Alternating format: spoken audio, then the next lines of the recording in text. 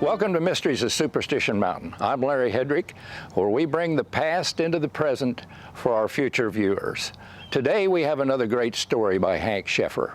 Well, as you'll recall, the last show that we did, we talked about Bigfoot. And at that time I said that Mysteries of the Superstition Mountains had a tendency to talk about history or talk about legends and lore. And sometimes we even got right out there with some of the fantastical things that may or may not have happened in the mountain. In this particular case, we're going to tell another one of those fantastical stories.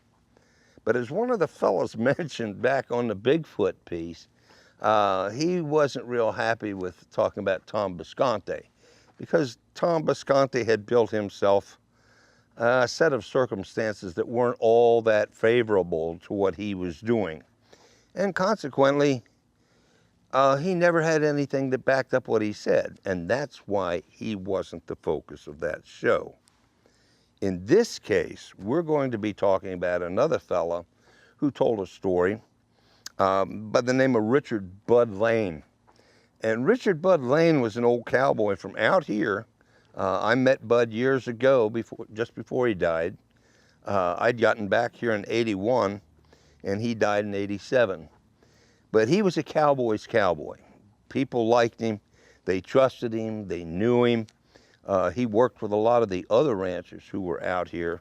There were a lot of them. Floyd Stone, there was, of course, Gus Barkley, and some of the others that were out here. And they were running cattle. That was really happening in the '80s. So at any rate, Bud Lane had a story that he told. And what I'm going to do is tell that story by reading it pretty much, because it's what he said. Bud Lane had a reputation for telling the truth. He told some tall tales, but he also had a tendency to tell the truth more often than not. And when he told you something was, you could bank on it.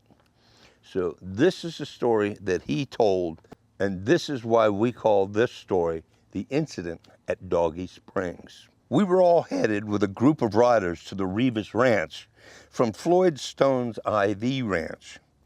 As we rounded Inspiration Point, we could look down into the vast emptiness of Fish Creek Canyon.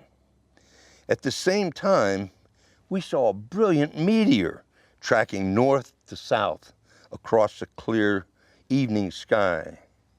In fact, it was so bright that the light was reflected off of Castle Dome Peak.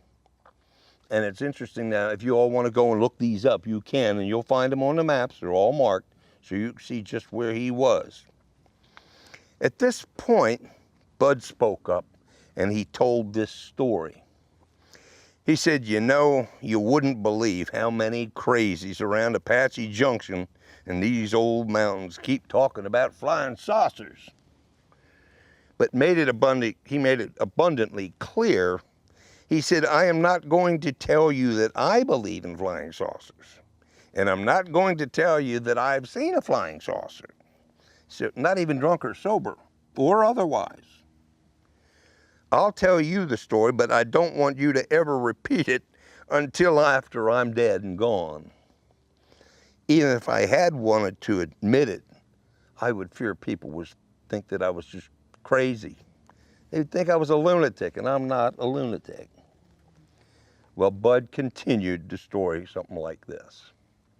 He said he was working some stray Mexican steers for Floyd Stone near the upper end of Tortilla Canyon above Dogie Springs. And now Dogie Springs is about 1.5 miles, 1.75 miles, a little southwest of Tortilla. He was headed back toward the Tortilla Ranch house. Close to dusk, Bud said, "I heard this whining roar that was so loud it was deafening. It even vibrated my lungs. It made my limbs just shake while I sat there on the horse. All of a sudden, back toward Dogie Springs, I saw this object rise into the sky so fast I couldn't recognize what it was."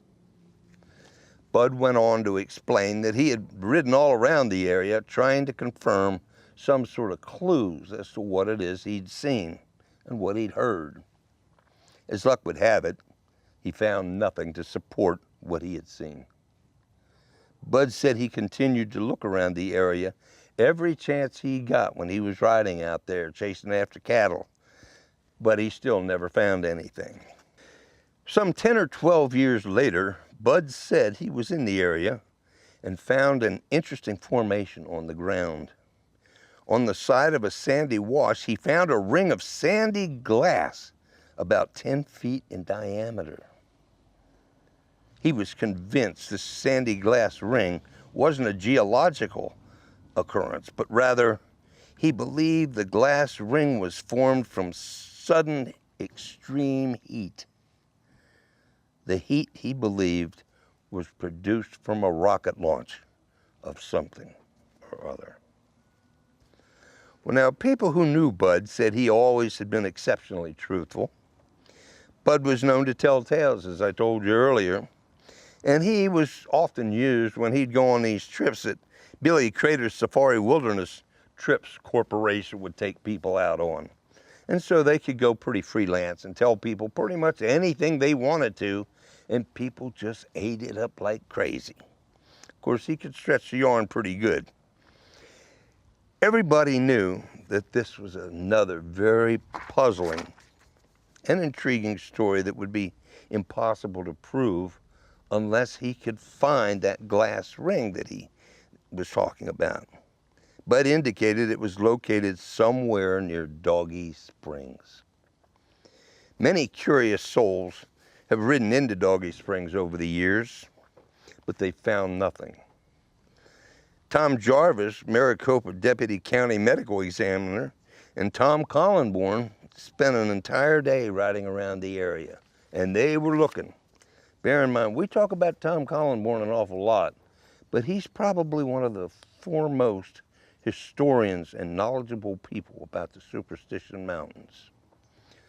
Ironically, after all of that, several years later, a hiker came to town looking to sell what he said was a piece of melted sand, much like sand that had been melted by a lightning strike. When he told the curious listeners in town that it came from Dogie Springs, everybody's ears perked up. He said it appeared at one time the piece of melted sand or glass had been part of a large circular piece of material.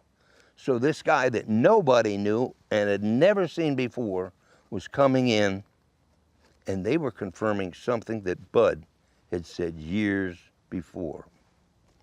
He further stated that he really didn't know what it was, but he was quite convinced it was part of a lightning strike. That must have been what it was. He gave out directions to the site, but nothing was ever found.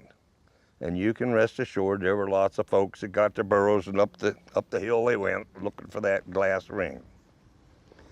The story still holds quite a level of curiosity for lots of the MUFON and UFO alien theory folks, mainly because the folks who knew Bud Lane knew he was not prone to tell you a fake story like that.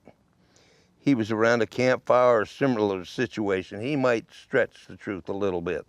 But other than that, he was straight as an arrow, and if he said it, you could bank on it. But when it came to this story, he never slacked an inch. And nobody has ever found anything on that doggone ring yet either. It's terrible. And now to close this, so y'all don't think that I'm absolutely out of my mind, as for me, I kept the promise made to Bud Lane. Bud died in 1987. But I still have to wonder sometimes what it was that Bud really did see. Or is this just one more tale that continues to be told that nobody can explain? I don't know either. Thank you for watching this episode of Mysteries of the Superstition Mountains.